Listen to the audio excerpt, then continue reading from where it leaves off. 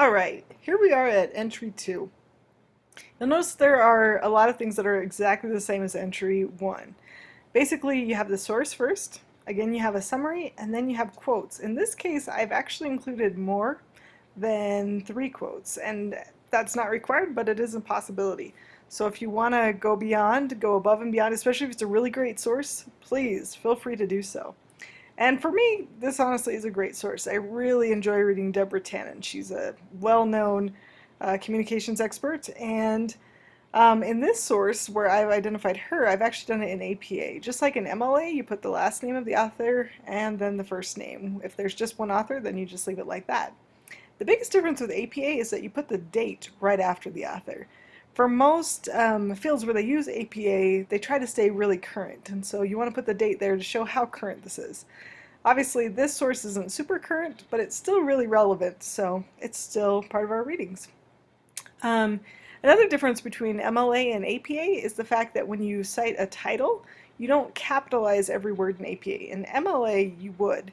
But in APA, you just capitalize the first word unless there's a semicolon or a colon, and then you also capitalize the word right after that.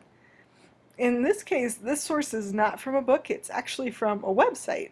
And so I just put the author, the name, and then where I got it from. I just have the URL, so it's pretty cut and dry. Again, I just have a short summary, and because you've read the article, you already know what it's about. And then I have the quotes. A couple things I wanted to point out with the quotes. This first quote is really long. I would not cite this whole thing in a paper, but I sometimes include longer quotes in my research journals because it helps me to keep the context of the ideas that are important. But what I really liked about this whole thing, this quote here, is that I thought it was basically Deborah Tannen's thesis. She's defining, or the issue that she's trying to address is all in here. She's saying it's not this automatic nature of this response, the desire to argue or fight back, that I'm calling into question. This is not to say that passionate opposition and strong verbal attacks are never appropriate. So she's not saying that we should never fight about anything. But what she is saying is down here. What I'm questioning is the ubiquity, the knee-jerk nature of approaching almost any issue, problem, or public person in an adversarial way. Why do we have to fight about everything? You know?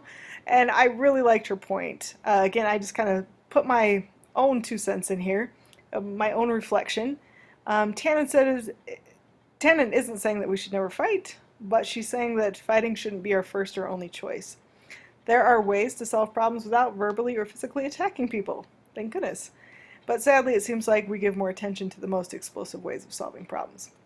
Now, when you write your research paper and you include a quote like this, you also are going to want to include your explanation of that quote. You notice that I'm not saying in this section necessarily I think this, but I'm explaining my take on it. And this would be an example of something that I could copy and paste right into my research paper, honestly. I could use this source if my paper was about the idea of arguing in relationships. I could copy my own thoughts right into my paper and use it as part of my paper. And hopefully you'll be able to do that too. A couple more quotes. Some quotes can be very short. You don't have to have long quotes. Smashing heads does not open minds. Love it. My response on that's also pretty short. This is a brilliant play on words that really sums up Tannen's whole argument. Bam. Just want to remember that quote. That's all I need to say. Looking at some of these other quotes that I picked out, same kind of things. You can see I have some shorter quotes and also have some longer quotes. I'm going to let you go ahead and read through these on your own, but I just wanted to point out that, again, there are lots of different ways to connect to things. Here, you know, I just had my 1 sentence, my thoughts on this. Here I'm doing some questioning. Is this really true? You know, it's perfectly great and a good idea to include some questions if you're kind of questioning what the author's doing. This one I'm making a very personal connection. She's talking about how the legal system's all this, you know, model of ritual battle, and that totally reminded me of my parents' divorce. Unfortunately, it was not an amicable divorce, and I really wish that it could have been.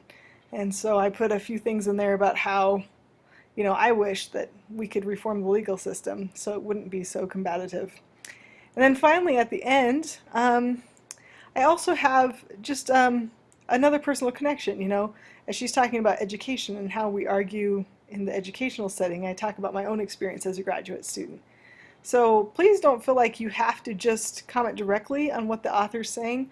Feel free to bring in your own life experience, things that might be relevant. These are also things that could end up in your final research paper and really strengthen it and make it more interesting to your reader. So this is entry 2. Stay tuned and we will hit entry 3.